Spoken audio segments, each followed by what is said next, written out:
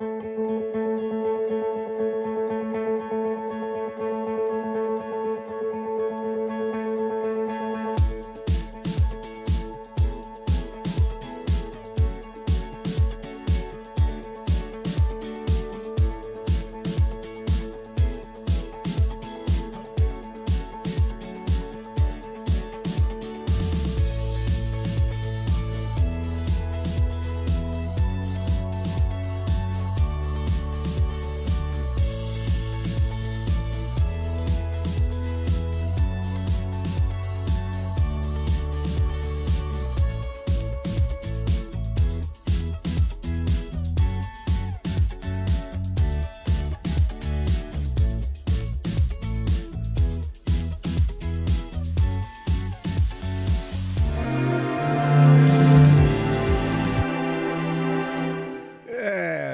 morning, everybody. Hey, it's, I got to reset this. Hi, I'm here. It's Tuesday, and welcome to the show. The title today was a bit of inspiration to me. Apparently, yesterday, or maybe it was this morning, I don't know what time it was, but Vladimir Putin was trending on Twitter, and I thought it was just... I thought it was hilarious because with everything going on in the world. So my theme today, which is Putin, and Poontang, because, well, I probably shouldn't use such sexist language regarding our own president, but his I should have said poopette. Or something like that, but it's the reference to his weakness, because I didn't want to write the the colloquial word for kitten or a cat or a little cat or just, you know what I mean? And it was but I still did use a kind of a colloquial reference. But it was funny, so I just did. But mostly I'm going to talk about Vladimir Putin and Vladimir Poutine today because, well, tyrants of a feather show up on this show. So that's what it's about, if you're wondering what the title means. I think that's all I'm going to do for my pre-intro. So now let's hear the real intro. Johnny, play the intro.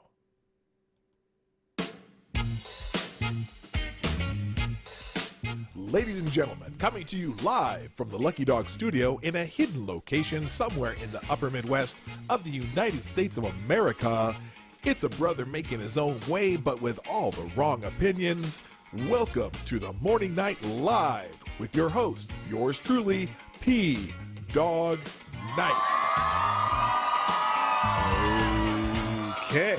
Let's stop the music. Good morning, everybody. Welcome to the Morning Night Live. I'm your host, Marty, also known as PDawgKnight on the internet. And welcome back to the Dawg Knight Channel.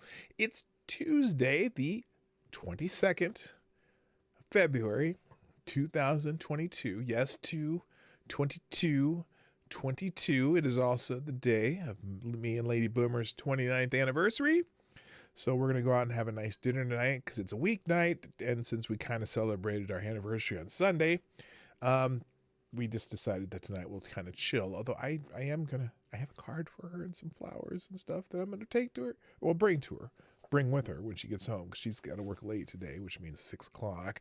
Anyway, 29 years of challenge, of creativity, of laughter, of fun, of bliss, sometimes not so bliss, but we've persevered through some good times, some rough times, through kids, through and soon to be grandchild, which we're very excited about. And then and then probably a year from now, we'll be spending this week in Hawaii because we've kind of put off doing something big this anniversary, even though we like that. My wife is really into even numbers. So 2/22/22, she loves that. Like this could be the greatest date of her life. But it's our 29th anniversary, so it's an odd number. So our 30th anniversary is going to be on an odd number year. But whatever. It's all good. We've, that it's been a great 29 years, and we're looking forward to another 29. How old am I? 29? Yeah, it's possible. 29, 55, 50, 79. Yeah, it could be. We could go. Well, we could go well over 50 years. Anyway, yeah, Tuesday, 2/22/22. Good point, Duck Dog. That is true. It's Tuesday on 2/22/22. So yeah, how about that? So anyway, welcome to the show. I'm not gonna just talk about me, although I think I'm changing, putting pronouns in my bios now, because I just heard a funny joke where your pronouns are the, she, and it, because I am the shit. I thought that was funny, and I was like, I'm going to put that in my bio. Then I thought, I'm not putting pronouns in my bio. I used to have pronouns in my bio. By the way, I do have my cup of reparations right here. This is from the Sedona, Arizona cup. It's, what is this? It says the Bandelier National Monument in Sedona, Arizona. And my mother-in-law brought me this cup back a long time ago from Sedona. And so I fill it with very tasty coffee, and it's a good thing. So what was I talking about? Got distracted by the Sedona, Arizona cup. Anyway, just be thankful she hasn't found out about the second family you got across town. Well, yeah, I don't have time for that. Holy smokes. I don't know how people do that. You know how people live double lives, and how the hell could you even think about living a double life? It takes so much energy just to keep one life going strong, and it's crazy. So, pronouns. I, me, my. That's what I used to have. I, me, my were my pronouns in my Twitter bio because it's all about me. But, it is what it is. All right, so let's say good morning to everybody, and then we'll get into the show, because there's a lot to say about these two characters that we're dealing with. And the reason Biden is figuring prominently in the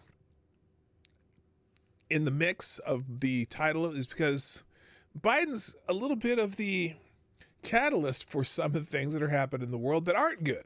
So we're going to just give him some credit for his bullshit. So anyway, first in the chat today, you know what? I just thought of something. I don't have to do this. I never thought of doing this. I could do this, and that works too. Okay, first in the chat today, and that way I can keep a current chat over here, and I can keep my scrolling chat over here.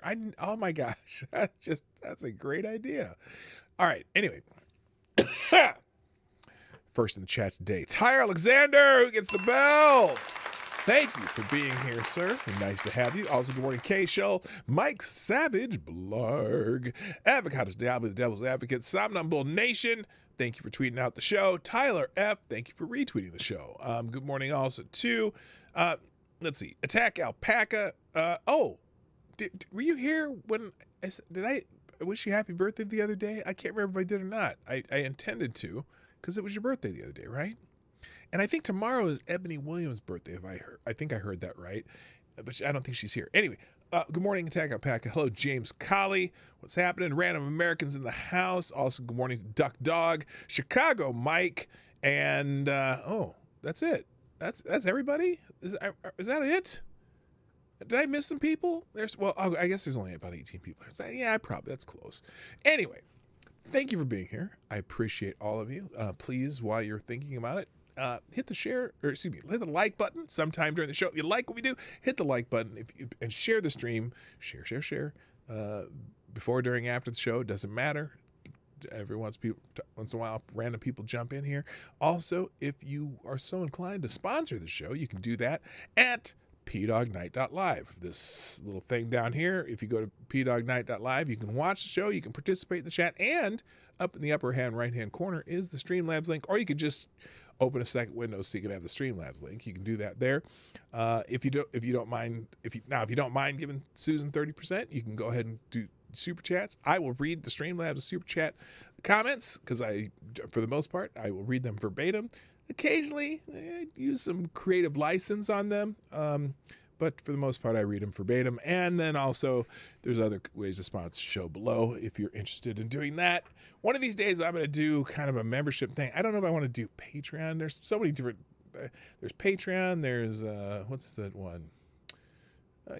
Anyway, and YouTube has a way you can join channels, and that if you just want to make it so you do a regular sponsorship of the show, I'm going to add that sometime. I just trying to decide how I want to do it. I haven't quite decided yet. And so anyway, Boomer learned a new trick. LOL, happy anniversary. Well, it's not a new trick. It's an old trick that I just, for whatever reason, I wasn't using it. And it's, if I just do that, then this chat never has to be like that. And then I can just look at, if I want to scroll back and forth on this one, I can do that over here. Just have two chats open. That makes sense. More sense than I ever thought. Anyway, so let's get into it because there's a whole lot going on. Now, I just wanted to check if there's any breaking news. Now, the UN has denounced the Russian plan to deploy troops in eastern Ukraine. If you haven't been paying attention to this, and I kind of haven't, I haven't spoken about a lot about this because my Russian, Ukrainian geopolitics from Europe, Eastern Europe and whatnot is not all that strong. I just know that some of the shit going on now probably wouldn't be happening if we had a stronger president in the White House. That's the Poontang part. Because Biden is a pussy. Anyway, but and his that terrible Afghanistan withdrawal shit that he did, I've got a feeling that may be a catalyst for why Putin, is going to start messing with Ukraine, and the Xi Jinping probably going to start messing with Taiwan again. And it's just, if we had someone who just a little more, look, whatever you can say about the guy with the funny hair, people around the world were kind of scared of him. They aren't scared. Nobody's scared of this bumbling puppet of a, failure Joseph R. Biden, right? Well, if he had someone a little scarier there, they might not be doing all this mess. You notice they didn't play this shit when the guy with the funny hair was in office. So anyway, that wasn't my point. The point is the UN has denounced Russian plans to deploy troops into eastern Ukraine. Oh my, I'm sure Vladimir Putin is just shaking in his, in his hockey skates, right? Because he's, he plays hockey still. The United Nations Political Affairs Chief Rosemary DiCarlo has denounced the order to deploy Russian troops into eastern Ukraine. During an emergency Security Council meeting on Ukraine, the session was requested by Kyiv, the United States, Mexico, and several European countries after Russian President Vladimir Putin ordered the recognition of the self-declared Donetsk People's Republic and the Luhansk People Republic on Monday. The rotating Security Council presidency is currently held by Russia. Oh, good Lord.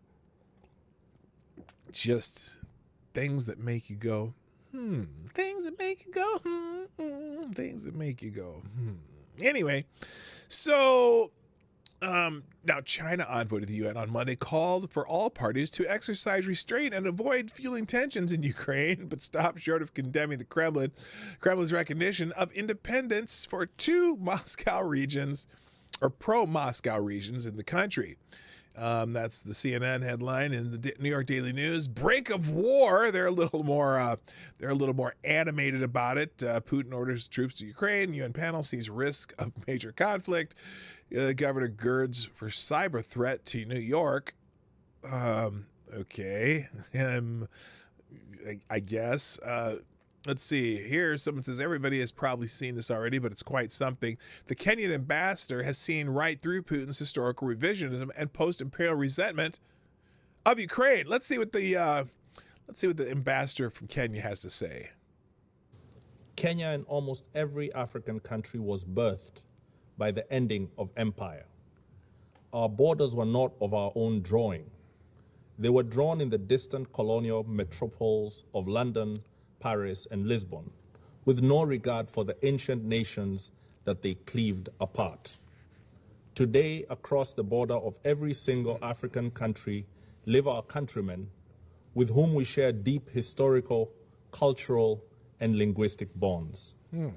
At independence, had we chosen to pursue states on the basis of ethnic, racial, or religious homogeneity, we would still be waging bloody wars these many decades later. Instead, we agreed that we would settle for the borders that we inherited, but we would still pursue continental political, economic, and legal integration. Rather than form nations that looked ever backwards into history with a dangerous nostalgia, we chose to look forward to a greatness none of our many nations and peoples had ever known. Now here comes the punchline. We chose to follow the rules of the Organization of African Unity and the United Nations Charter, not because our borders satisfied us, but because we wanted something greater, forged in peace.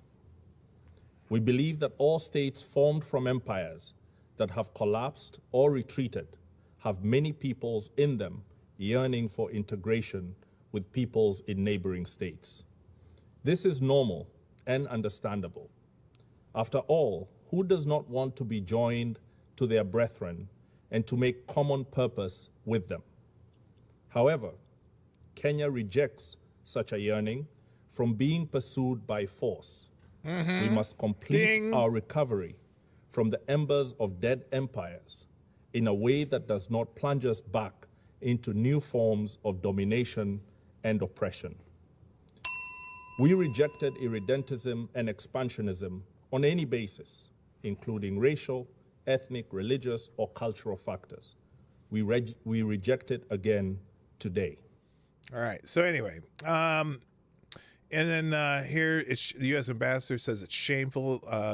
Linda Thomas Greenfield said the U.S. will announce new sanctions against Russia on Tuesday after Moscow recognized 2 breakaway regions of Ukraine as independent and sent peacekeeping forces there. Yes, they are definitely. They are having peacekeeping forces there, as if something was happening without Russia being in there. Anyway, real quick, good morning, Jedi Ghost Bear. Why are you so angry? No, I'm not asking Jedi Ghost Bear why he's so angry. Why are you so angry? It's the 7th person. And also, Legit Low Talkers in the house. Nice to see you, man.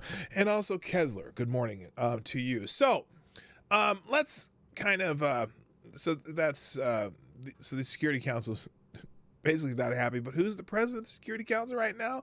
Oh, it would be the Russians. Anyway, so here's what they're talking about. Putin. Who the hell is Putin? Putin? What Putin? Anyway, Putin has ordered troops into Ukraine's separate regions on a peacekeeping mission.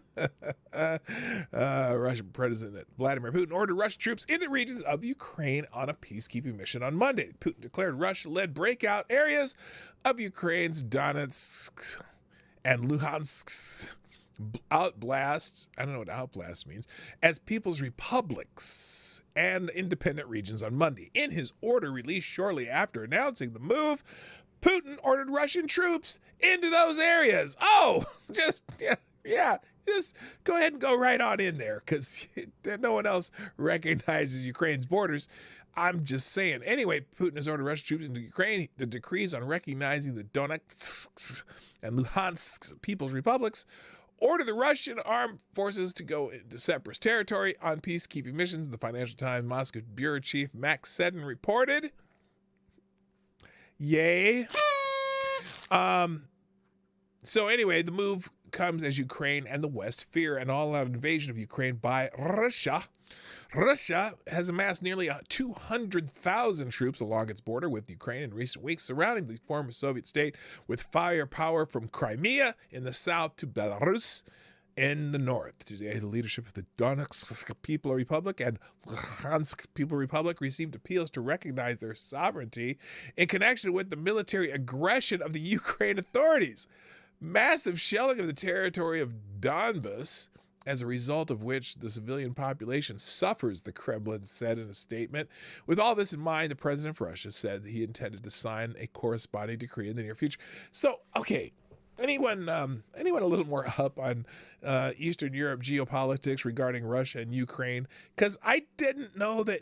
I mean, now look, I know that there's parts of Ukraine where they have kind of they have this kind of, well, remember the guy with the funny mustache? There's some factions that have that kind of tendency, and then there's and then obviously the communists in Russia, Mother Russia. I didn't say that right. Hello, Kiev, damn. Maybe what do you know about Kiev? I'm just curious. So anyway, I wish I knew more about this stuff, but this is not good. I don't have to know a lot about it to know that it's not good. This is not good. And I gotta tell you, the fact that we have Puppet Puddin' Brain in office, I don't know if they know what to do.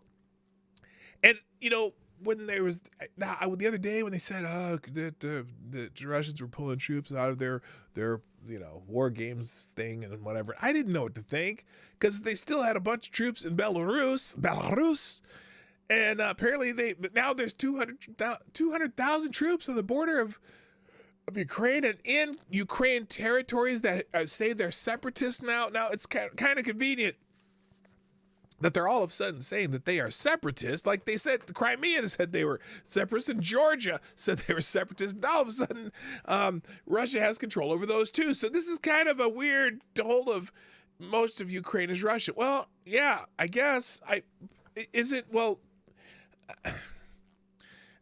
Sure, they're part of the former Soviet Union. Let's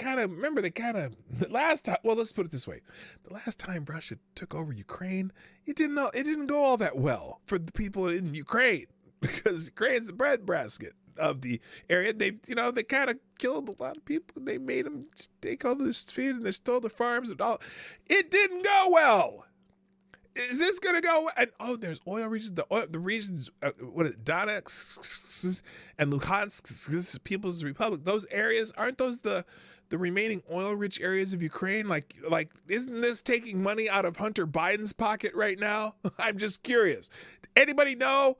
I just don't know. A large portion of the Ukraine is Russian, kind of like how the large portion of Sudanland was German people. Yeah. Well, this is. I don't know. Joe's getting cut out of the energy deal. Oh, yeah, this is him and his stupid ideas of shutting down our own production. And then, we got to, I do have a story about that today too, because it's kind of, it's humorous, but it's sad. It just is. The opening to Canadian Bacon, R.I.P. John Wait, isn't the opening to Canadian Bacon? Rest in peace, John Candy. I don't know. But this is not good. This is not good. I'm just saying it. Anyway, now the European Union and the United States has immediately responded to Putin's announcements with sanctions. President Biden will soon issue an executive order that will prohibit new investment, trade, and financing by U.S. persons to, from, or in the so-called DNR or LNR regions of Ukraine. We will also soon announce. Oh no! I'm sure this has just got Vladimir Putin on his heels. Oh, you're gonna have sanctions on those two areas of Ukraine, or the autonomous regions, according to Putin. Oh my! So anyway. We will also soon announce additional measures related to today's blatant violation of Russia's international commitments. White House Press Secretary Jen Psaki, not to be confused with a warm Japanese liquor, and I got to stop using the word liquor and sake in the same sentences, but anyway, said in a statement, to be clear, these measures are separate from the would-be addition to the swift and severe economic measures we have been preparing in coordination with allies and partners should Russia further invade Ukraine. Here's the problem, though. Okay, so remember that pipeline from Russia? What do they call? What the name is that thing? Anyway, the pipeline from Russia that's going down into Germany. That remember when Donald Trump was trying to convince Germany that maybe it's not a good idea to have that pipeline go. Let's we've got a lot of export production of oil and this and that, and we can certainly supply Europe with a lot more if we need to. And if you use that pipeline, you're going to be beholden to the Russians. Well, guess what? He kind of made it so that thing is so important to Germany. Germany, a lot of Europe is very dependent on Russia for oil now. It's just everything. I don't know. Everything he does comes back to haunt us. Anyway, she continued, to be clear, these measures are separate from and would be in addition to swift and severe economic measures we have been preparing in coordination with allies and partners should Russia further invade Ukraine, she added. Now, the EU president, Michael, and the EU said President Michael and President von der Leyen condemn in the strongest possible terms the decision by the Russian president to proceed with the recognition of the non-government controlled areas of Donetsk and Luhansk oblasts of Ukraine as independent entities. So basically, they've all written a strongly worded letter, and oh boy, I just don't know. Thank you, Kiever Dan, for sharing the stream. I appreciate you. Nord Stream 2, thank you, Avocados Diabli. So anyway, so they've written a strongly worded letter, and I'm sure that the Russian premier or president or whatever the hell the fuck he is in Russia is just shaking in his boot. Now, apparently Putin gave a very fiery speech. Here are the key points. The speech he gave regarding this area. Russian President Vladimir Putin skewered the leadership of Ukraine and the West in a speech Monday night in which he gave his most aggressive remarks yet on the brewing conflict between Moscow and Kyiv. Putin delivered nearly an hour-long speech lobbying allegations of foreign meddling in Ukraine against the West and reiterating accusations of oppression of ethnic Russians by the government of Ukraine. He's building an excuse. He's building an excuse to make this better, and who knows how much is real and how much isn't. I wish our Russian friend was here, because that would be helpful, because I would love to hear that his perspective on this. Anyway, he called Ukraine a puppet of the United States and officially recognized two separate groups in Eastern Europe. A puppet of the United States? Well, I know he's a business partner of the current president's son, sort of. I mean, I don't know. But a puppet of the United States, what? Oh, you mean these Democrats that have been bitching about Russia for the last 6 years? You know what? I got to tell you, because they've been all up in his grits for 6 years trying to connect him to Trump, and Trump supporting Putin. But it's funny, soon as Putin waits till Trump leaves office to do this shit. If he was really a Putin puppet, wouldn't he have just, said, hey, this would be a good time because I'm your puppet and you can do this, you can take over as much as you want, wherever you want, because I'm a puppet of Putin, when really the Putin waited till the puppet was gone. And now we have President Puppet Putin, Puppet Pudding Head, but not a puppet of Putin, obviously, but still a puppet. Because who knows who's really making the decisions in the White House right now? The advisors. I hear it's Ron Klain. Some people describe this as Obama's third term. Well, guess what? Guess when the Russians took over Crimea? Was that during Obama's second term, or was it during his first term? Anyway, now that the third Obama administration's here with puppet president, puppet Putin head, Putin brain, and I can't think of any P words for Vice President heel click. But anyway, it's oh boy. Anyway, I'm sorry, it was in the middle of an article, wasn't I? The Russian president begins the speech with a history lesson in which he argued that Ukraine has always truly been a part of Russia that was given away by communists running the Soviet Union. Oh, given away by the communists? Wait, I thought the communists make I got okay. Let's just. I'm going to read on here. Ukraine is, quote, an inherent part of our history, culture, spiritual space. They are our comrades, relatives, not only colleagues, friends, but are also our family, people we have blood family ties with.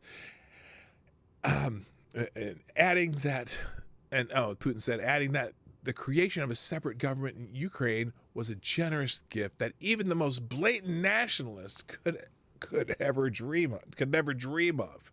So they say that this is supposed to be part of Russia anyway. So Putin similarly criticized the giving away of Hungary and Poland by Soviet era. What? Okay. He similarly criticized the giving away of Hungary and Poland by Soviet-era leaders, including Vladimir Lenin. He said that Ukraine was solely a creation of Lenin. Unlike Ukraine, Poland and Hungary are full members of NATO. So that's, so yeah, because that's the big worry, is that that Ukraine might become part of NATO. And that's not, that doesn't, and I can understand maybe they have concerns about that because, next door neighbor now part of NATO. This is in theory, they are an opposing force right next door. It'd be like, if suddenly Russia had Canada in their scope or their corner, you know what I mean? Which that wouldn't shock me the way things go in Canada right now. But anyway, so then he continues, contemporary Ukraine should be called the Vladimir I. Lenin Republic of Ukraine. And then they tore down his statues and called it decommunization. You want decommunization? We're prepared to show you what that really means for Ukraine. Oh, is that a fuck around and find out statement? I don't know. He continued to undermine Ukraine's national sovereignty and framed the country as a threat to Russia's security by calling it a puppet of Washington, claiming that NATO expansion to include Ukraine was a direct threat to Moscow. He argued that NATO air forces stationed in Ukraine could pose a threat to Russia and alleged, without citing evidence, that Ukraine could develop its own weapons of mass destruction, including nuclear weapons. Didn't they remove all the former Soviet, nuclear capability from Ukraine? I don't remember. So anyway, and so, someone here, we cannot ignore Ukraine military buildup. U.S. and NATO have begun the shameless takeover of Ukraine territory as a theater of future military activity. So anyway, and then he asked, why are you trying to make Russia into an enemy? Ukraine joining NATO is a direct threat to Russia. The answer, according to Putin, is that the West wants to destroy Russia. He went on to accuse the United States and NATO of performing a takeover of Ukrainian territory to use it for future military operations. Putin once again claimed there is a genocide happening against Russians and Russian culture and language in Ukraine, something which no international human rights organization has claimed is happening. Yeah, that's not what he said. That's something that nobody else is saying. But he said the Russian language has all but been eliminated from Ukrainian life, which is not true.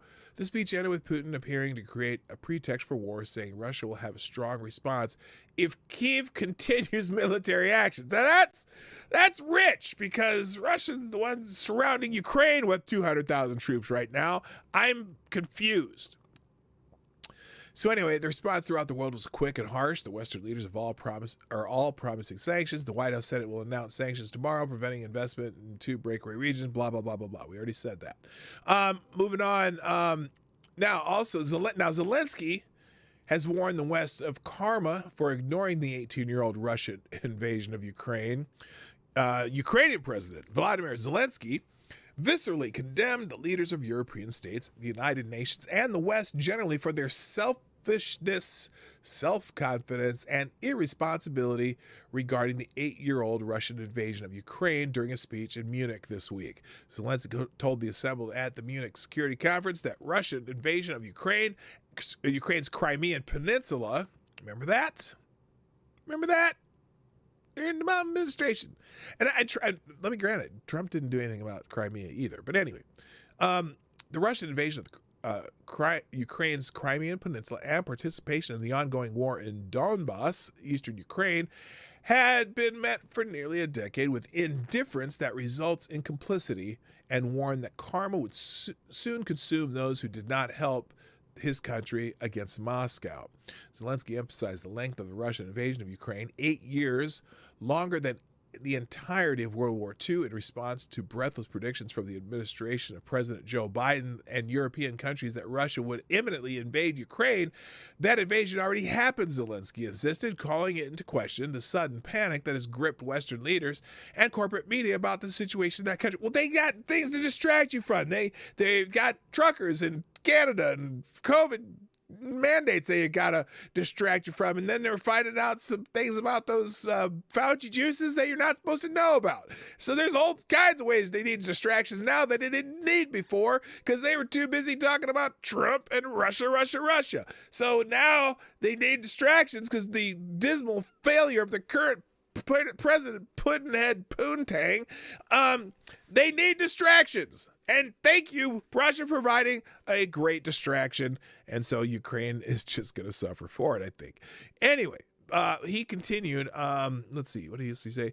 The invasion already happened. Zelensky insisted, blah, blah, blah, blah, blah. Okay. Russia invaded Ukraine in 2014. Now, what's significant about 2014?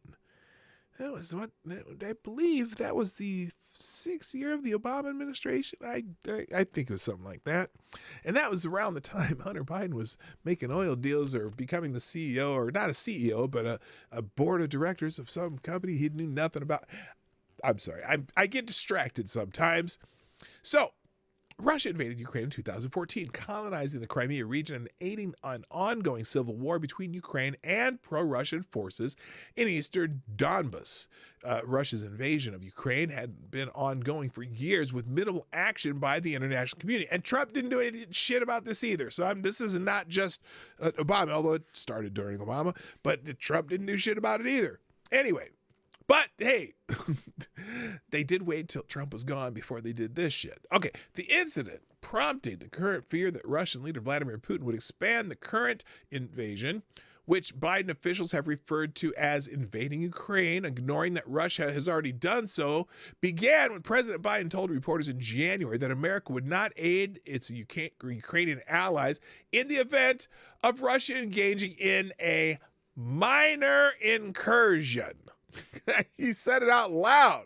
He said that shit out loud. That was an amazing thing for him to say.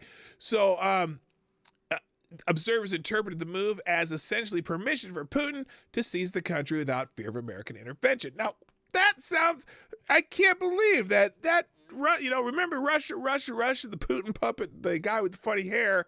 Why didn't Trump think of that for Putin? Because he's a Putin puppet, right? But apparently he wasn't a Putin puppet because Putin waited for the new puppet, Poontang, Putinhead, Putin brain. I've got a lot of alliteration. They waited for Putin brain. Putin brain. I'm sorry, I'm having difficulty articulating. So anyway, Biden officials insisted, following Biden's comments, that the Russian invasion was imminent, presumably a different invasion from the one already taking place, baffling Zelensky's administration and severely damaging the Ukrainian economy. Zelensky said 2 weeks after the remarks that the country had lost nearly $500 million of foreign investment thanks to panic driven by the Biden administration.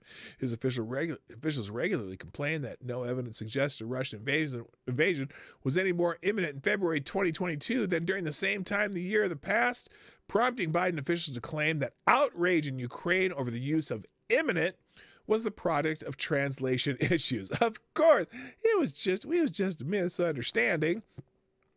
Now, the problem is Zelensky speaks English. The fact lost of the Biden administration is making this claim. So anyway, following what appeared to be an assurance from the White House press secretary, Jen Psaki, that the Biden administration would stop describing the Russian invasion as imminent, Secretary of State Anthony Blinken, wink and a nod, described it as imminent enough last week. The Ukrainian president used his platform in Munich to condemn those suddenly preoccupied with war in Ukraine and dismiss the entirety of the global security apparatus, including the United Nations, as obsolete. Well, if they're not, they're not scared anybody not to do what they're doing now, and that would be President Putin, as opposed to President Poutine. We'll get to him in later. Anyway, Zelensky blamed the world's selfishness and irresponsibility for the failure of global security system to punish Russia and end the war. So, anyway, there's a little more there, but I'm done with that part of it. But this is a good description, though. It's been slow boiling, kind of slow boiling the Western alliance like a frog. So, fears over Vladimir Putin's threatened invasion of Ukraine continue to grow, despite the fact that the effort would burst both Russia's military and economy, not to mention ruining its foreign relations. Swallowing a poison pawn makes so little sense that UK Prime Minister Boris Johnson says Russia's Putin may be irrational, unable to act in his own best interests. Yet it's not only the Kremlin's behavior that has a bizarre feel to it. Despite decrying the seriousness of the situation, Western governments aren't obviously ready for a European conflict. Instead, they are focusing on masks, mandates, and invoking war powers to force truckers to comply with the soon-to-be-abolished COVID vaccine requirements. One would think the southern border would be secured, oil stockpiled, and STEM and not CRT taught in reopened schools. But none of this is happening. Perhaps, as in so many cases in history, the bite of it is in the bark. And in this case, the bark is quite real. Putin has created an invasion in being. In naval warfare, the analogous concept of a fleet in being is a force that projects menace without ever leaving port. Were it to fight, it might lose and no longer influence, but while it remains in port, one is forced to guard against it. The German battleship Tirpitz served her entire career as a fleet in being in her own right. Although she never fired a shot at an enemy ship, her mere presence in the Norwegian fjords forced the Royal Navy and their allies to allocate powerful warships in defending Arctic convoys and caused a major convoy PQ-17 to scatter, suffering huge losses, mainly to U-boats and aircraft. Now, Putin has been doing the same thing on land. His armies are essentially in port inside of Russia or the Kremlin's client states. Meanwhile, Ukraine and the West are in an uproar, evacuating their citizens, canceling air flights, never enjoying a moment's mental security. Yet Putin can keep the invasion in being poised and the resulting disruption going indefinitely. The only way to destroy an invasion in being is to neutralize it in staging, in this case with sanctions, by a date certain if it does not disperse. Otherwise, there's no way of telling whether this or that stand to the is the real thing, because to be credible, it must also be potentially real. We ain't getting into no wars over this. So, And being an ex-policeman, Putin knows much of his menace comes from unpredictability. The public can tolerate ordinary police because they know what the rules are and do not anticipate a midnight knock at the door. As with secret police, Ukraine and the Western public don't know what the rules are. They are hanging on a caprice of seeming madman who curiously keeps going to the brink without crossing it for good reason. If he actually invades in a recognizable way, the uncertainty is removed and the West knows what to do about aging, overreaching dictators who started something they can't afford. By preserving ambiguity, Putin has Biden spellbound. On the one hand, reportedly convinced it's on. The president has been very clear he is convinced by U.S. intelligence that this invasion will happen, that President Putin decided to do it because the intelligence says that Russian troops have actually received orders now to proceed with the invasion, according to CBS News. On the other hand, Biden seems to think that Putin can still be talked out of it. The Wires announced a breakthrough summit brokered by French President Emmanuel Macron, in which President Biden has agreed in principle to meet with Russian President Vladimir Putin in the near future, provided Russia has not invaded Ukraine by then, the White House announced. Taking all elements together, according to former White House advisor, that ultimately Putin wants some kind of a deal. They think Biden is the kind of president who could actually make a deal. Trump never could. Perhaps Putin's first choice in the Ukraine crisis was always a deal. He ramped up the geopolitical tension and held out until there was enough sweetener in the pot to make it worth his while. So, and this goes on, but this is a drama that's being played by Putin. And they're right. He doesn't have to invade. All he has to do is keep all those troops there, and that threat forces them to pay attention to it, be focused on it. but who knows what we're not going to be focused on because of it. Anyway, thank you, Tyre Alexander, first sponsor of the day. And Tyre Alexander, you are the new Streamlab Superstar sponsor of the day. Who says, love how people in power will throw away our lives for their egos. Russia and China will spark a war for vanity. Trudeau pulls a Palatine, however you prefer that to be pronounced, and Canadians will suffer. Some people can be fucking monsters. Clown world has evolved to hell world. Yeah, you are absolutely right.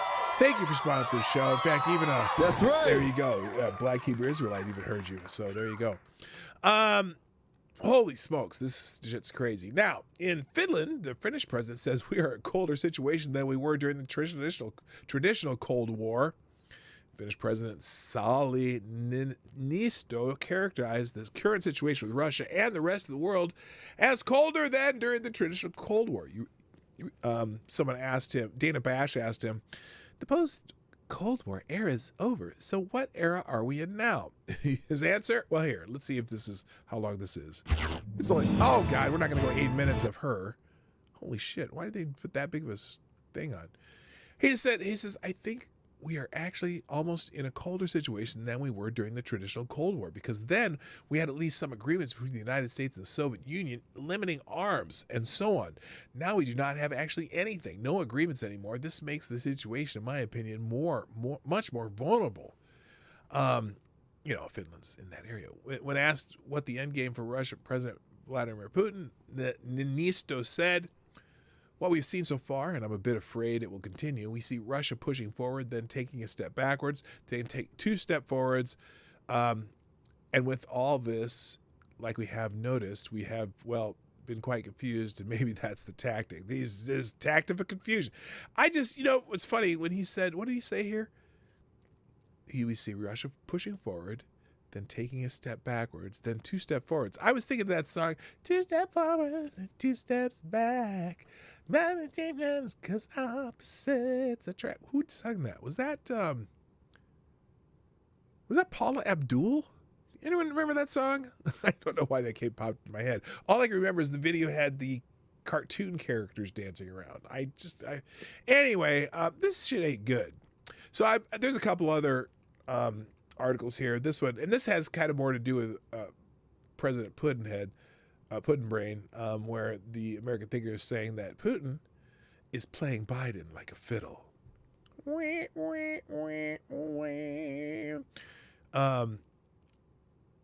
And he kind of is. The sanctions after the fact, as our adult president is pushing, will not deter Putin. He sees weakness and irresolution among Western leaders. Biden first and foremost. Chances are he'll make the assumption that sanctions would be short-lived anyway. Always follow the money, which corrupt Western elites are hooked on, worse than crack. Make no mistake, a major land war in Eastern Europe would not only result in significant death and destruction, but risk escalation, a broadening that can be somewhat gamed but not fully predicted. Russia, despite its diminution, is still a nuclear power, which is rarely acknowledged by those unexhaustible talking heads on cable news, by members of Congress and, of course, the State Department. So anyway, this is a good article, but I don't want to go through it. But yeah, he's Biden's getting played and is not good. All right, let's talk about another tyrant, and not our own Tyre Alexander, but Vladimir Putin, Canadian Prime Minister Trudeau. So if you haven't been keeping up, apparently yesterday, I believe, they insist the emergency powers, he wants the emergency powers despite the fact that there are no active protests right now. He wants to continue these emergency powers. It's still an emergency, even though they've cleared out the truckers. Does this Does this make sense to you? Canadian Prime Minister Justin Castro, or Vladimir, also known as Vladimir Putin, insisted at a news conference on Monday that his government still needs the unprecedented emergency powers he demanded this month, even though police violently removed the Freedom Convoy protesters, yes, violently, from Ottawa, and no active Freedom Convoy protests are currently occurring. Now, did they just do the clip or did they do the whole thing? No, they did all 30 minutes. But if you want to watch his press conference, it is in this article. By the way, all my articles, everything, video, everything we link to will be in a single link in the description down below. I will update that link during the outro, and I'll let you know when that's ready. But if you want to come back and find these articles, again, just look in the description in the second paragraph, the one tab link. He says, do they have a shorter version of this? I mean, it's this motherfucker. I'm telling you, this motherfucker. He said, this state of emergency is not over. Really? How so, sir? There continue to be real concerns about the coming days, Trudeau said on Monday, claiming there were signs the Freedom Convoy truckers could regroup and return to Ottawa. I wish they would. People are out there indicating that they are ready to blockade to continue their illegal occupations, to disrupt Canadian lives. We feel that this measure needs to remain in place. Oh, his emergency dictatorial powers? Yes. He continued, invoking the Emergencies Act has been necessary. Law enforcement agencies relied on it to set up secured areas in downtown Ottawa and at border crossings. It prevented foreign money from continuing to fund illegal blockades. I wonder if any Canadians, donated to any of the protests in the United States in the last 3 years. I wonder if just Canadians can it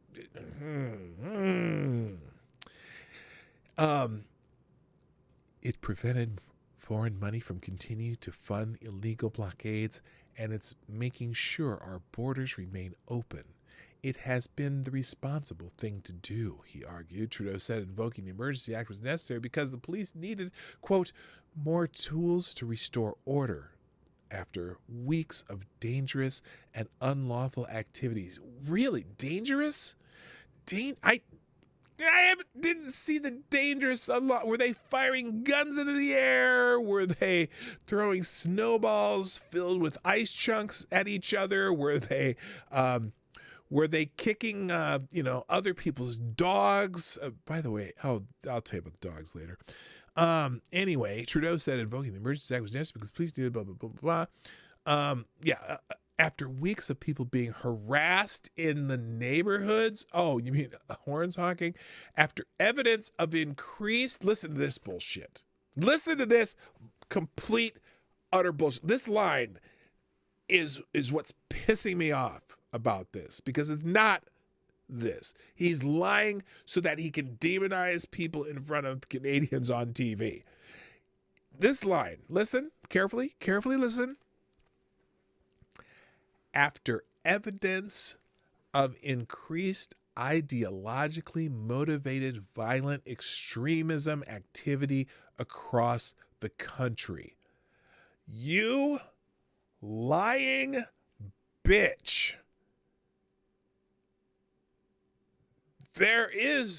He's trying to say that one swastika that was in one place, he's trying to extrapolate that out over the entire protest. Now, the person who had the swastika flag was trying to make a point about the Canadian government now, not the Canadian government that he wanted. He wanted to avoid that. He's carrying that flag. He wants to avoid that shit. And that's what this little freaking Castro wannabe. Oh, wait. That kind of did make sense. He's already a Castro. Anyway, because these emergency powers make him all powerful. The Prime Minister complained that a flood of misinformation and disinformation washed over Canada during protests and said the Freedom Convoy received disturbing amounts of foreign funding to destabilize Canada's democracy. Notice how these motherfuckers all use the same language? Do you believe that if Vladimir Putin here could decree himself Canada's grand ruler for life, he would hesitate for 1 second? Do you really think he gives a shit about democracy? Anytime these motherfuckers say democracy or use the word, invoke the idea of preserving democracy, you know what that really means? It's kind of like when they say the word justice.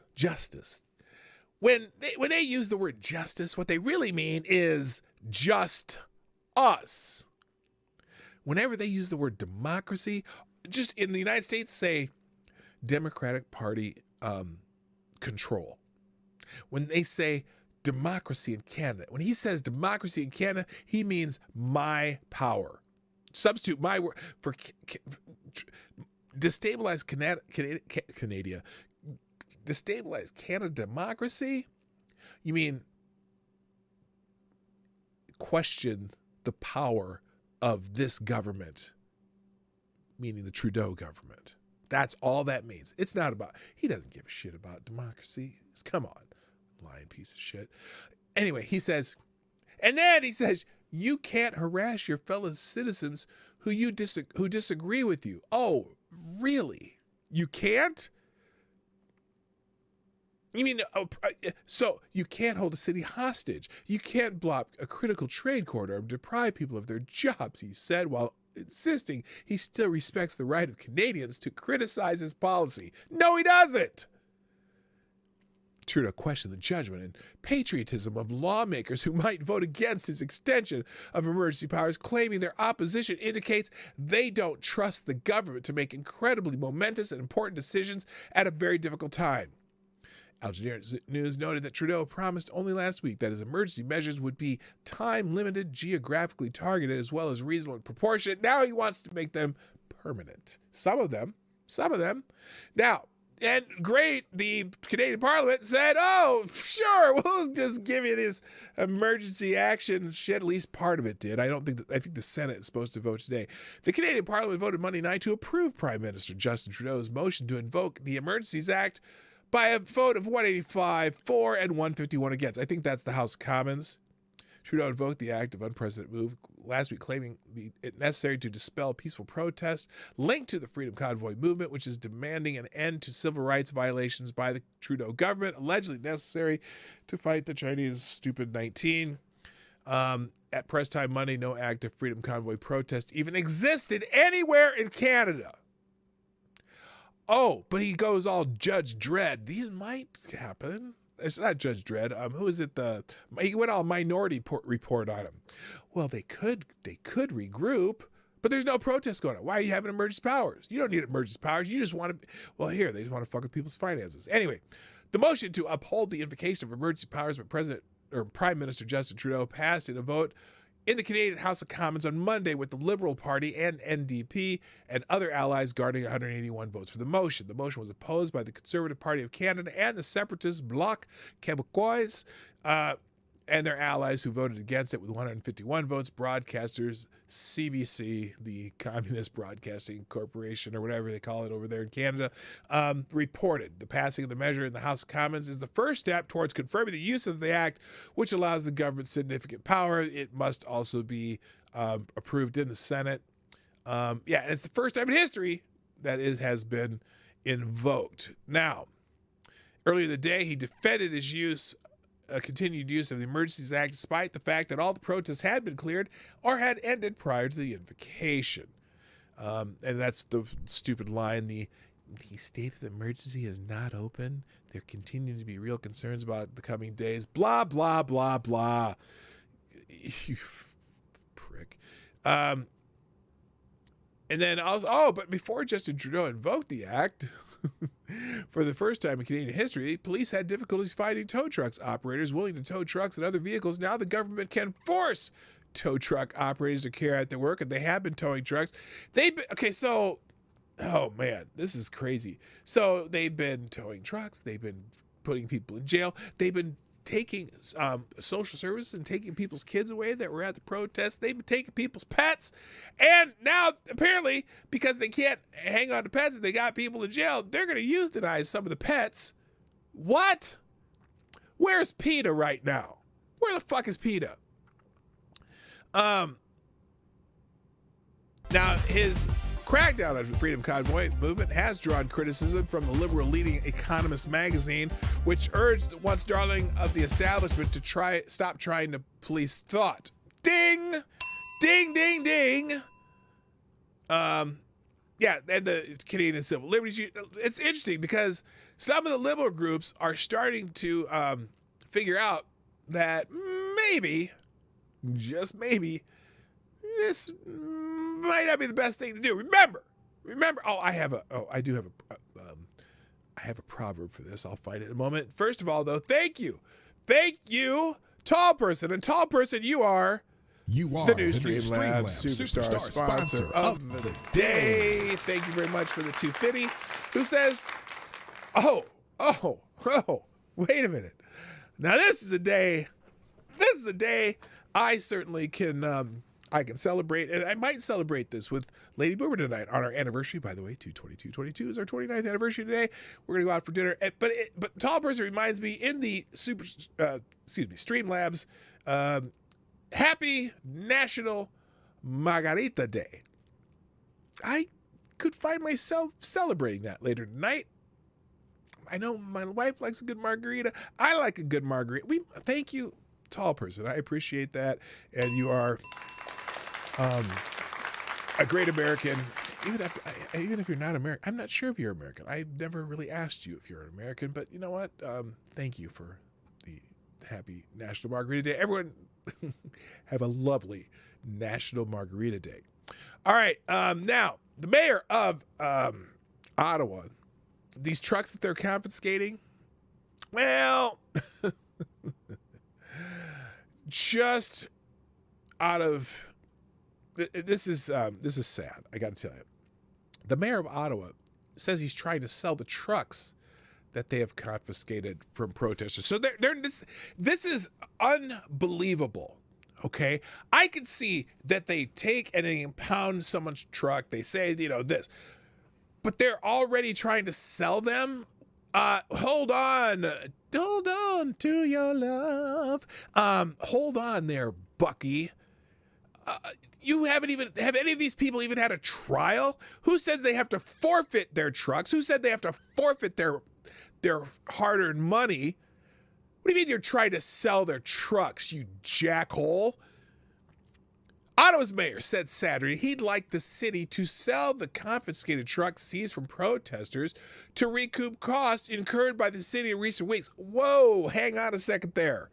Have there been any trials? Have anyone been ordered to recompensate the city for this? Are you kidding me? Mayor Jim Watson said that he is directing the city solicitor and manager to begin the process of selling the confiscated vehicles so they don't end up in the hands of the protesters again. Do they belong to the protesters? You just can unilaterally take someone's shit without any trial, without any due process? Is that what the Emergencies Act allows you to do? Oh, he thinks that's the case. He said Canada's Emergencies Act gives the city the power to do so. Are you kidding me? I've asked here's this dickhead. Listen to this butthole. What do you make of how far the police have managed to get today? Well, they've done a remarkable job both last night and today. As you pointed out, they've got Wellington Street cleaned up. Most of the trucks have been towed away. And I now just got word that Mr. Johnny McDonald Parkway, most of the trucks are removed from that section in the west end of the city as well. So they've made a lot of progress. They've been very measured in the response. It's a really tough assignment for police officers. Measured? Spat upon. but they have been calm and cool and collective. And we owe a debt of gratitude to all those municipal forces that have come in from across Canada, disrupted our city. You've heard our small business community. And really, this is some costing a small small business fortune for the supported taxpayers of Ottawa. And that's one of the reasons why, under the Emergency Act, I've asked our solicitor and our city manager, how can we keep the tow trucks and the campers and the vans and everything else that we've confiscated and sell Wait, you those, confiscated tow trucks? To help recoup some of the costs that our taxpayers are absorbing. So that's one of the provisions of the Emergency Act. Is it now? And Is it you can steal their property and sell it? As they debated on the Hill, I asked the members of Parliament to consider. Oh, I don't think this shit would fly in the United States. Maybe you Canadians think this is cool. I don't know. Swear in peace officers to the RCMP and so many other things that have been very helpful over the course of this period, including you can't be under 18 and be in this rally. It's just unbelievable. We get copycats and people will think, hey, I'm going down to Parliament Hill and parking there for 3 or 4 days and having a big roast and everything else under the sun. We have to prevent that. We need a short-term plan to blockade Wellington, a longer-term plan. How about you just, I got an idea. How about you just put them all to death? That would stop them from getting their trucks back. Just kill them all. They're firing squads. Yes, that would be perfect. You could just have firing squads, or you could just put them in a gulag and up in the, what do they call that? The Northern Territory. You can put them in a gulag up there and make them work in the salt mines until they die. How's that sound, Mr. Mayor of Ottawa? You know what? I have a message for the Mayor of Ottawa. And Mayor of Ottawa, I know you're watching the show because you kind of watch every chance you get. Here's my message. Fuck you. Oh, fuck you, fuck you. Fuck you, fuck you. Fuck you, fuck you. Okay, so I tried to sing that. That high part really gets me every time. Fuck this motherfucker. I can't. Are you serious? Have you had a single court date yet for any of these people? This is not, holy shit. This is supposed to be a Western democracy where there's what do you call it? Due process. It happens all the time. Yeah, what? Oh, civil asset forfeiture. Yeah, civil asset. I hate civil asset forfeiture. It's such bullshit. Anyway, 170 people arrested, 47 trucks have been seized, according to the CBC. The policing tactics who used to disperse the protesters came under fire from some observers as officers on horseback trampled some demonstrators. Yada, yada, yada. So, also, apparently, some Canadian police officers were celebrating. They were celebrating the fact that they injured some protesters. Yes, this is fantastic.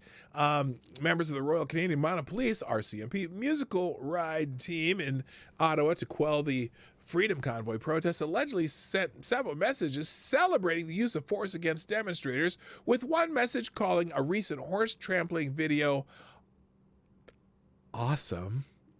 Remember that when you ran over the horses? They took the horses and you ran over some protesters, including a person with a mobility scooter.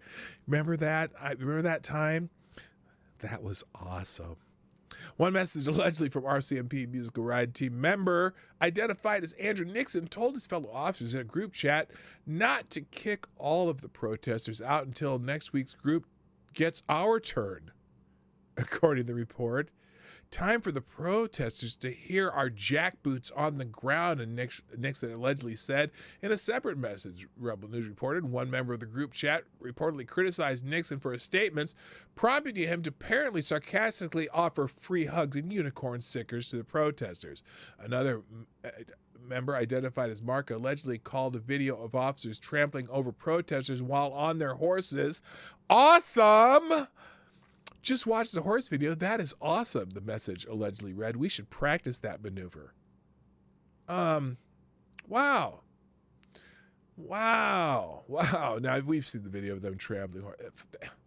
Holy shit, this is a big old FTG for them. I know it's only Tuesday, but still. What happened there? That article got... there it is. Now,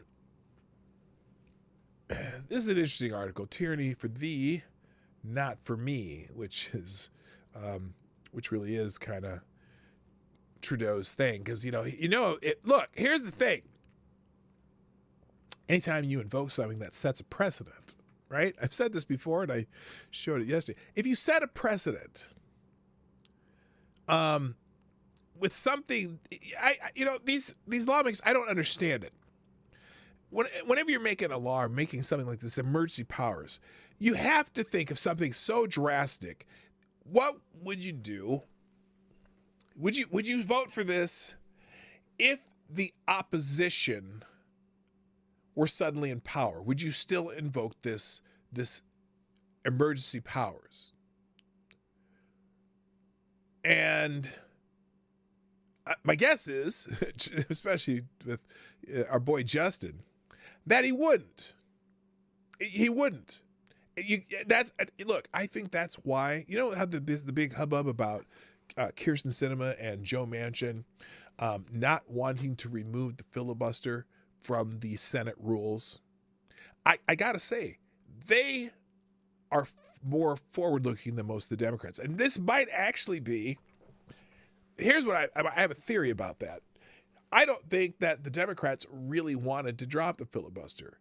I think maybe that Kyrsten Sinema and Joe Manchin, who are in states where they're fairly popular, also some states where there's obviously purple-esque hue to their politics, although West Virginia is more right than Arizona. Arizona's pretty down the middle, but where they can afford to take a stance against their own party and not be penalized for it in their own states.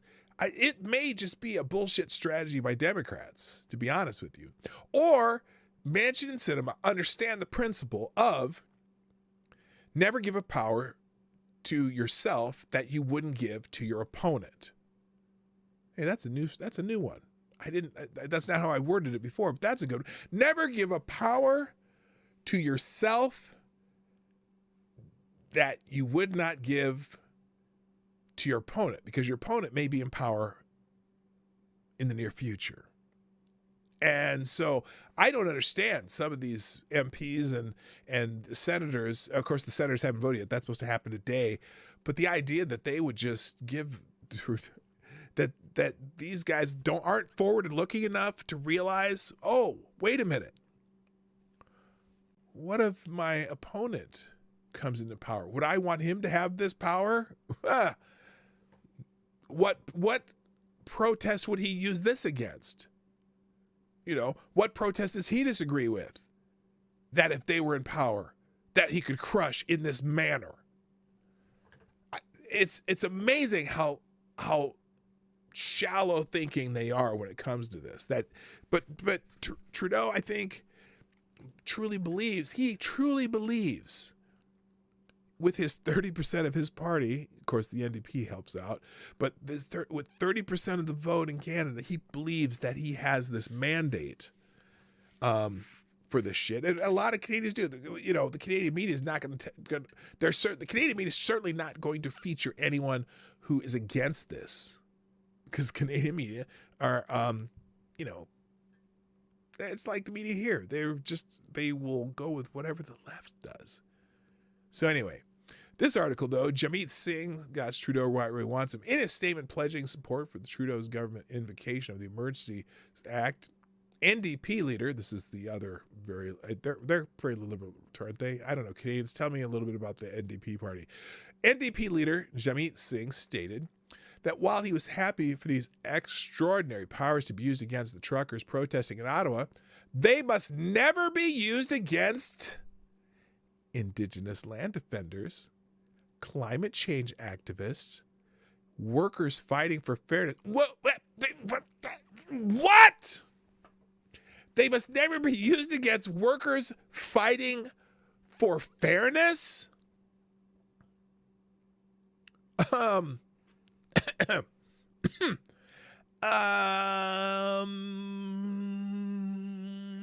a question?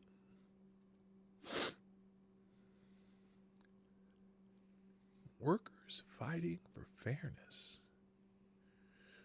The truckers. wanted to end the mandates for truckers that they're ending for teachers and nurses and other people, but not for truckers for some weird reason. Truckers are technically workers, I think, right? They're that working class.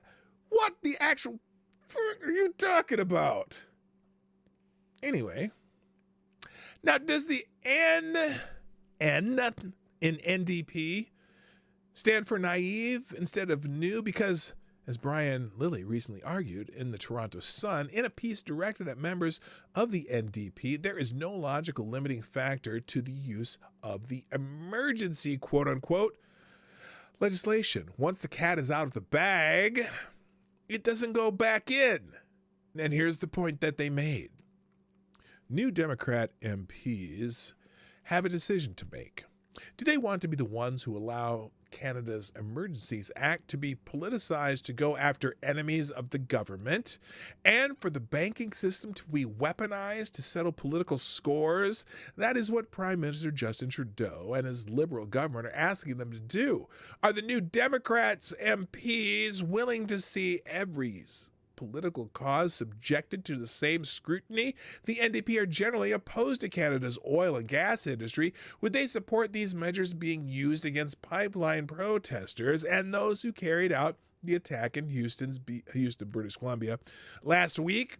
The group in Houston was organized, well-funded, and carried out a politically motivated attack on critical infrastructure project vital to Canada's economy. It has cost the Canadian economy millions. Using the same arguments the Liberals have used for the Emergencies Act, what happened in Houston, British Columbia, would absolutely qualify. Now, because Trudeau has a minority government, NDP support is essential for his winning the Emergencies Act vote. That vote is scheduled to take place tonight. That was before. Hopefully Singh figures out how power actually works sometime before then. Well, it's a little too much, too little, too late to ever try again. Too much, too little, too late. This one, decorated Canadian veteran and pastor Trudeau. It says Trudeau has declared war on his own people. I'll leave that one for you, but it's a pretty good article in the Federalist. Now, but here's a warning, and I'm not getting to as much as the stuff I wanted to today. But anyway, here's a good warning, though. This is more important than that one. If you, perchance, have assets in Canadian financial institutions, you might want to rethink some things. Oh, real quick, I'm sorry, I just noticed, I'm looking at the chat over here. Good morning, always lost and nothing else, aka alone. I haven't sung that for a while. Also, good morning, Jeffrey Russell Jr. And I've got everybody kind of JMK, Aaron Meredith. Nice to see y'all. And I think I've got pretty much. Oh, Somnambule Nation. I said that already. Paula Abdul, MC Scat Cat. Yes, thank you. That was from a while back. Okay. Anyway, back to this. If you have assets at Canadian financial institutions, you're nuts. This is by William Jacobson. In 2000, no one expected the Trudeau. Okay, I'm sorry. I got to say this properly. No one expected the Trudeau Inquisition. Well, almost no one. In 2014, the now defunct HuffPo Canada, Daniel Dickin, wrote why Canada will become a dictatorship under Trudeau. Now, it's quite forward-thinking. And he said, it's becoming clear as the days of Trudeau's Liberals wear on, if elected Prime Minister, Justin Trudeau would turn Canada into a dictatorship. Wow, foreshadowing from 2014. This is the man who admitted he admires Chinese basic dictatorship. Yeah, I should probably show you that one. On video. It says on video no longer available at the link. Oh, I have it. I have a copy of it. It wasn't just a sarcastic comment. He seriously said that he admires the dictatorship because they can get things done quickly. It's becoming clear that Trudeau not only admires the dictatorship, he runs the Liberal Party like one too. Trudeau just doesn't admire China's dictatorship. He would practice one if he had the chance. Now that we know that Trudeau runs his party like a dictatorship, we must ask ourselves, is there any indication he wouldn't do the same as the leader of Canada? Would a Prime Minister Trudeau arbitrarily whip the vote and outlaw certain moral questions? Could Prime Minister Trudeau be trusted to make decisions for the good of the country, not just for his personal self-worth? Would Trudeau call in the police to enforce his vision? Let's hope we never have the opportunity to ask those questions. That was in 2014. We'll fast forward to 2022, and we fucked around and found out Trudeau has commanded private financial entities to freeze the assets not only of protesters, but also of anyone who supported them. So there's maybe they'll talk about it in a second. With a wide sweep of financial assets covered, if carried out, and it appears to be in progress, it will leave people without money to pay bills, buy food, pay their loans. Trudeau also threatened to revoke insurance on trucks, canceling trucking licenses, and various other attempts to destroy lives of people and their families who have not been convicted of any crime. Oh, it's an emergency. And here's this one. It's Christy Freeland names the names of both individuals and entities, as well as crypto wallets, have been shared by the RCMP with financial institutions, and accounts have to been frozen, and more accounts will be frozen, she says. And we discussed Trudeau's embrace of financial terror on his opponents in a post called "When Fashion Comes to America, It Would Look Like Justin Trudeau's Canada." I'll open that link for you, and it'll be ready in the tab below. Another good discussion is at Barry Weiss's Substack by David Sachs, "A Social Credit System Arrives in Canada." Trudeau escalated things further on Tuesday night when he issued a new directive called the Emergency Economic Measures Order, invoking a war on terror law called the Proceeds of Crime and Terrorist Financing Act. The order requires financial institutions, including banks, credit unions, co-ops, loan companies, trusts, and even cryptocurrency wallets, to stop providing any financial or related services to anyone associated with the protest, a designated person. This has resulted, according to the CBC, in frozen accounts, stranded money, and canceled credit cards. Banks, according to this new order, have a duty to determine if one of their customers is a designated person.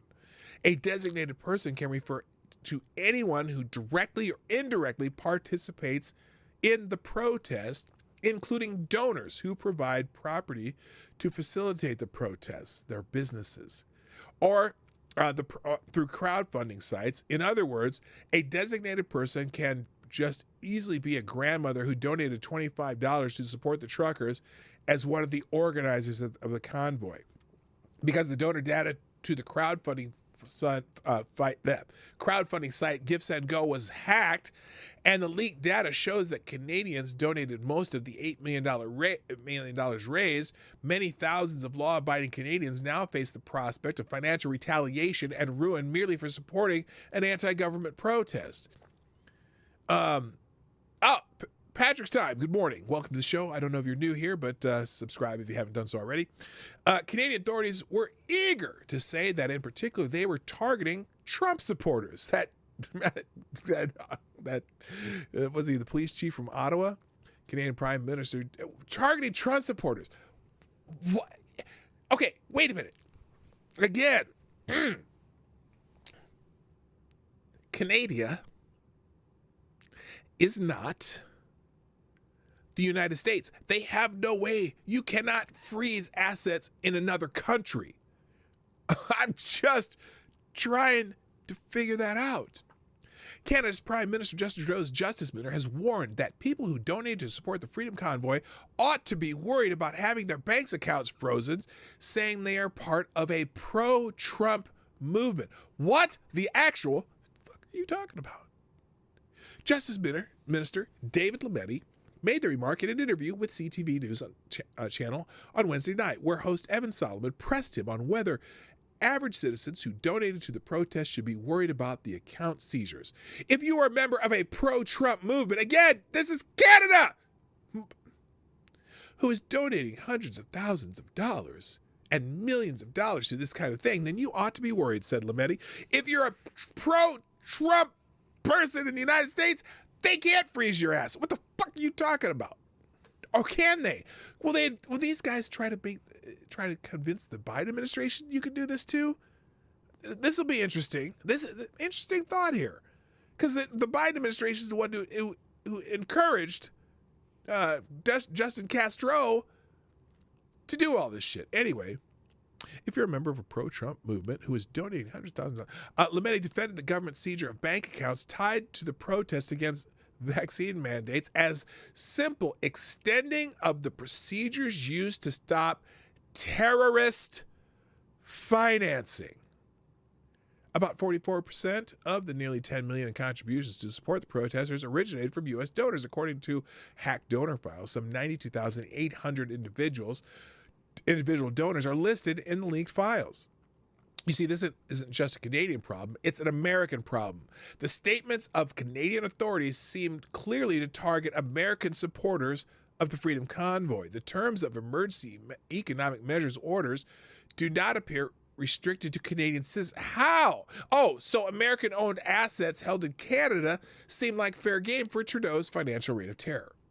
Now, I'm going to guess that a vast majority of the Americans who donated to this cause probably do not have assets in Canada. At least I hope not. I hope you don't have, a vacation home across the border or something. Now, it's unlikely that American banking or security subsidiary of a Canadian parent corporation, and there are many, would freeze the accounts of American Freedom Convoy supporters. And at least we still have real courts, not like the Ontario court rubber stamping Trudeau's action. But do you want to be the one to have to worry about that? I certainly don't. And so if you're an American who may have donated, hopefully you don't have any assets in Canada. You might want to get them out now. And good point on the crypto wallets. Thank you, Patrick's Time. That was a good point. So, yeah. Fuck you. Oh, fuck you, fuck you. Fuck you, fuck you, fuck you. Fuck you, fuck you. All right. Now, what was this? Oh, that video's not available. I'll take that out. I have the video. I'll show you him talking about, hang on a second. Let's take a look here. Let's find, I think I sent this to Monkey. I'm pretty sure I did. Let's go into Twitter, DMs. Come on. Today. Come on, computer. Oh, I'm almost not, I am out of time, but I'll push it a little bit today. So here is, do I have this in here? Oh my gosh. By the way, I'm gonna shoot, I forgot about this. I'm just gonna put a link in the tab. There is a new hang on. There's a new rap video out that normally I'm not gonna push my rap stuff on y'all, but this one I think you definitely want to see. It's a rap video called Brian Stelter is a Sex Machine. It'll be in the link down below after I'll put it in the link. Yeah, I don't know what I did to this. I might have put a link to it on this show on before. Let's see here. Hang on. Oh, it's being let me check this. Wait, my profile. There we go. Tweets and replies. Justin Castro praising his admiration for China. Ah, here it is. I knew I had it here somewhere. Here's Justin Castro answering a question at some summit. Now, it's part of it's cut off, but it is him saying this. Here it is. Even with Sun TV watching for any slip, he was asked which country he most admired and referred to China. There's a level of admiration I actually have for China. Because their basic dictatorship is allowing them to actually turn their economy around on a dime and say we need to go green as fast as we need to start investing in solar. I mean, there is a flexibility that I know Stephen Harper must dream about, of having a dictatorship that he could do everything he wanted, that I find quite interesting. He's serious. That wasn't even a joke. He was joking about Stephen Harper having that power, but he was dead serious. It'd be fucking cool to have a dictatorship like China, because you can do it. You can just demand people do what you want.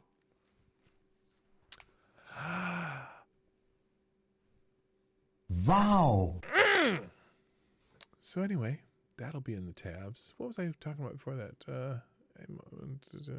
And I don't have time, but this is a great article also in Legal Insurrection. When fascism comes to America, it will look like Justin Trudeau's Canada. Because this is, he's dangerous because not just because he's abusing Canadians, but because he's providing the wish list for crackdowns by Democrats in the U.S. Every single bank, credit union, investment broker, insurance provider in the country has been deputized to figure out if they have a blockader as a client and to immediately freeze their accounts. And so, well, we already have this shit going on in the United States.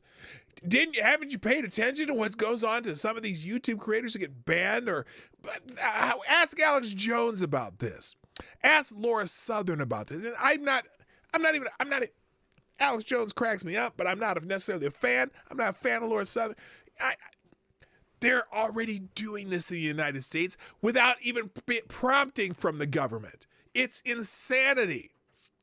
And I can't believe that the NDP's New Democratic Party in Canada, I can't believe they're going along with it.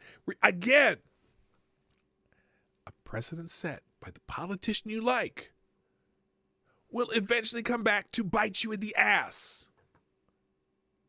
No doubt. Get ready to get bit in the ass. Other articles there, this is awkward. Canada's MP silence saying for the World Economic Forum has infiltrated governments. Oh, well, what do they call the deputy prime minister? Isn't she a World Economic Forum person? Anyway, this is something Paul, what's his name? This dude, Paul Joseph Watson. You can watch that on your own. Also, Trudeau-style tyranny is already here. Yeah, it is already here. It's just done by the corporations on behalf of a president who just has to make a request. Hello, Black Hebrew Israelite, by the way. That's right. I will go through some of this. In a recent court motion, Joe Biden's Justice Department changed the official name of its investigation into the protest at the Capitol on January 6, 2021.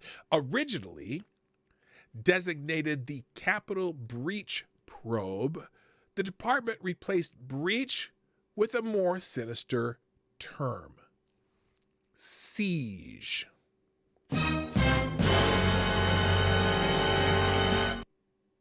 The Capitol siege, very militaristic word, very terroristic word, isn't it?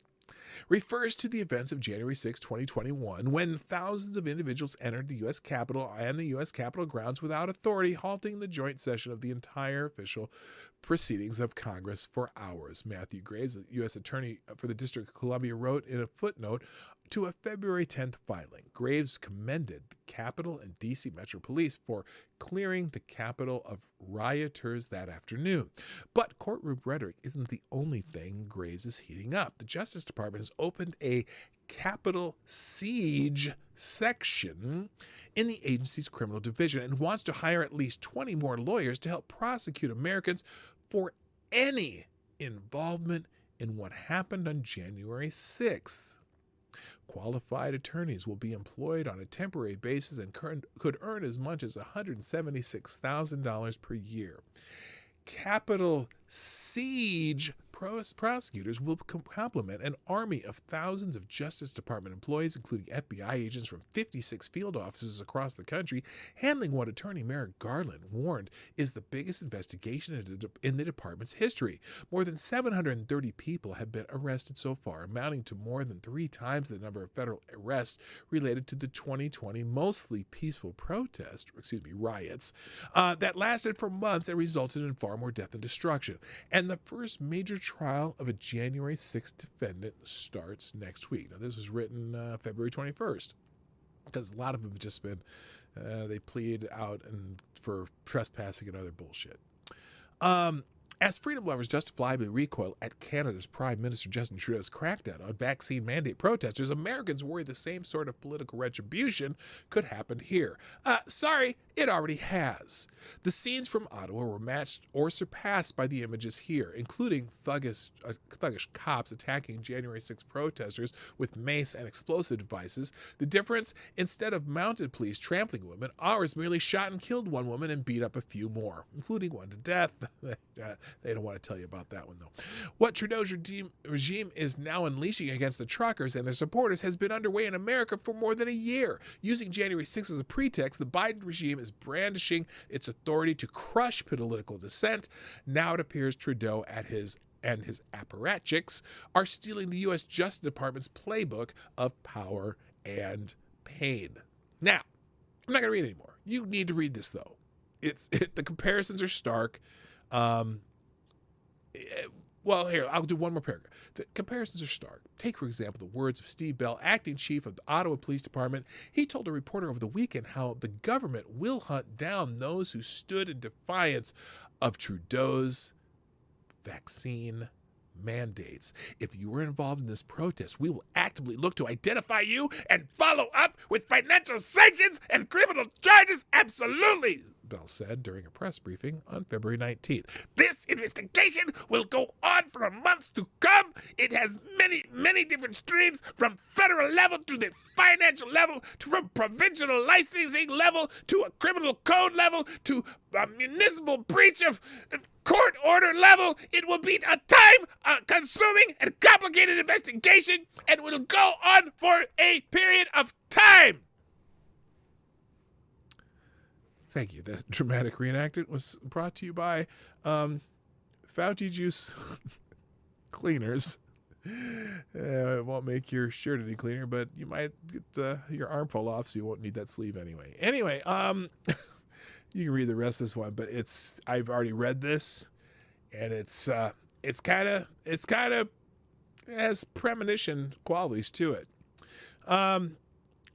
Also, just a couple things in here. Biden relocates 2,000 Afghans per month to Virginia Conference Center near 2 local schools, including some questionable characters. Oil prices have soared after Arab oil ministers say "fuck you" to Joe Biden and refuse to open up the taps. Remember, Joe Biden was begging the OPEC to increase their production because somehow our production over here has been, well, kind of decreased. The one thing about oil prices going up, though, it will take some American people who do fracking, and it'll encourage them to do that again because it'll be worth it for them to do it. But we were oil independent before that old Joe jumped in the office, and I'm just like, what the hell you doing, Joe? Yeah, so those are the articles that are left, and then I think I have a couple others that are open that you can check out. And but most importantly, though, if you do not go in and watch this video, which is called "Brian Stelter is a Sex Machine," it's going to be in the tabs in the link down below, or in the links in the one tab link, second paragraph. You absolutely need to watch this video. I am not going to play it here, though. I'll let Ryan Long get the clicks and views on this. You definitely need to click this as soon as I put it in the tab. So wait around until the wait around for the outro. I will let you know when the links are in the tab below, and you definitely need to click that link. Okay, just saying. I'm telling you. And in fact, after you do that, throw a comment in my comment section and tell you what you thought, because it's a great video. It's might be one of the great rap songs of the current century so far, and we're 22 years into that current century. You definitely need to listen to this song. All right, gang, it's time for me to go. Thank y'all for being here so much. I appreciate y'all. Hit the like button before you go if you haven't done so already. Also, share this stream. Share before, during, and after the stream. Welcome, by the way. I'm going to say welcome once again to, who's the new person I just saw? It was Patrick's Time. Nice to have you here. Hope you come back again. I'm here Monday through Friday, 10 o'clock Eastern, 9 Central for anyone who happens to be in Central Time. And I think that's it. Is that the spiel? Oh, you can sponsor the show. Streamlabs at PDawgKnight.live, super chats, and then down there Venmo, Cashapp, whatever. If you want to sponsor the show, I will read the message that you put along with that sponsorship or donation, is what they call them on other channels. Thanks everybody for being here, but it's definitely time for me to go. My name is PDawgKnight, and by the way, tall person, you are the new Streamlabs Superstar sponsor of the day. I'm PDawgKnight. And I'm out of here. Bye-bye. Have a great day.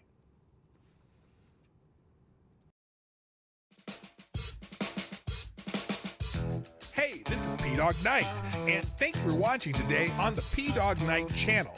If you have an observation or remark you'd like to make about this video or my channel, I absolutely welcome you to write it in the comment section down below. I really look forward to hearing from you. And before you go, if you like what you saw but you're not already subscribed, please make sure you hit the subscribe button and definitely click that bell that pops up afterwards so you'll be notified when I post new videos or when we go live.